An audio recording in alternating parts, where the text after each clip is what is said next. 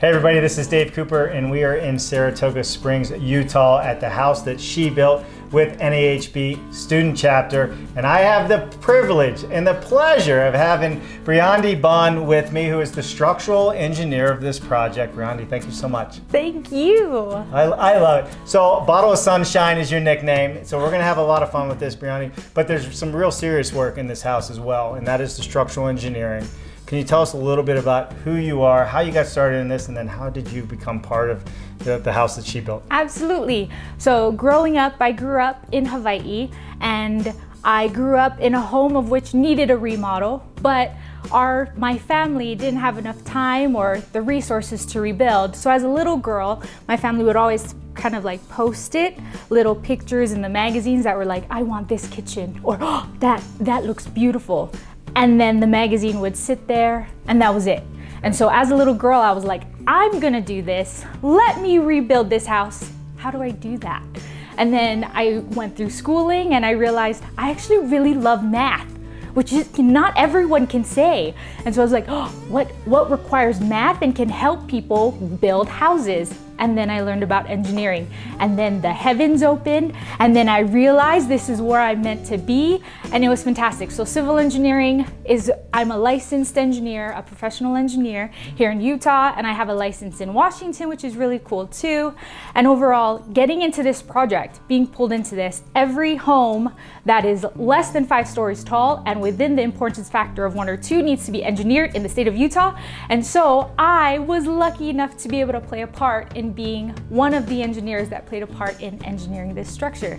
And getting into the PWB, yeah, we had an event, it was probably about 3 years ago. Back in the day, they were just creating the Utah PWB, so it was really, really fresh. A group was just started.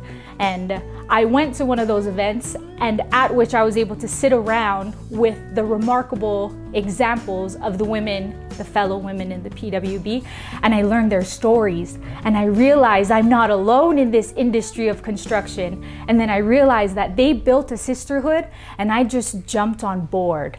And I said, what do you need from me? What can I do? And so they just mentioned, oh, engineering. We need an engineer, right. Let's do this. And so I was lucky enough to be able to serve as the stamping engineer of this project, but I didn't do it alone. All the other women at Acute Engineering, right. Each of them played a part in engineering a part of this structure. Yeah, and I'm sure they all wanted to help out. I mean, when you're doing great things, that's what people tend to want to do. True. Let's talk about the structure itself. What were some of the challenges that you may have had on this project? Oh yeah, so this structure, it was designed with floor trusses, really deep floor trusses, which in our industry, certain hold downs, embedded hold downs have certain capacities. So having deep floor trusses, which is very unique here in Utah, we don't typically do 18-inch deep floor trusses, but we did on this project. And that really helps when it comes to insulation, running your HVAC. It allows, there's just a lot of great benefits to floor trusses. So kind of building it in a very unique style, each home has its own unique style, was really cool. Let me try to see other unique aspects to this project. Did those floor trusses and the 18-inch, uniqueness of it help with the jungle gym that's behind us here? Yes, absolutely. So those beautiful monkey bars that you were able to hang from, we made sure to specify additional live load.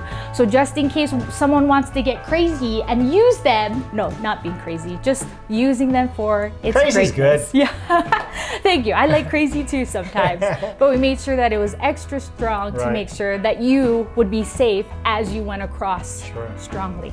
Yeah, because you have the monkey bars, but you also have a climbing wall on the backside as well. Yeah. So with that, one of the most amazing things are all the different walks of life when it comes to the women that worked on this project. From framers, realtors, designers, architects, painters.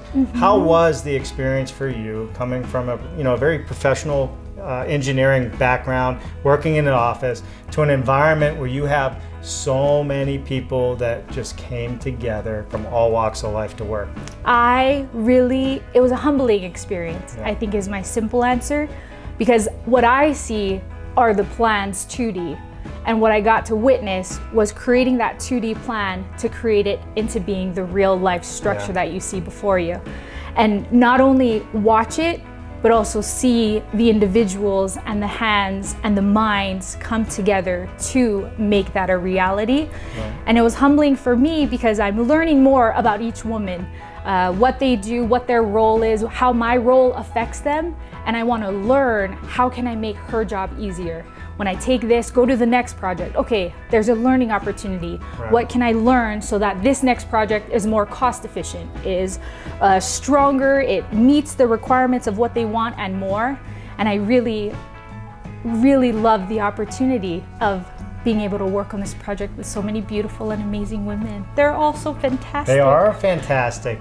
The importance of getting out of the office, or let's say in this instance, out of the classroom, students that are in structural engineering school now or architect school, how important is it to go from that 2D experience, in some cases we're getting into BIM and the 3D, and come into the real world where the work's being done? How valuable or invaluable is that to a student? I would say as a student, it is crucial for your success. Being able to see not just what your part does, but mend the two or the many roads together to really understand how your job and your responsibility affect those around you, I think makes everybody stand up a little taller and want to understand more and be on their best game, because someone's relying on you to know your stuff and understand what they're doing so that you can bridge the gap between the two.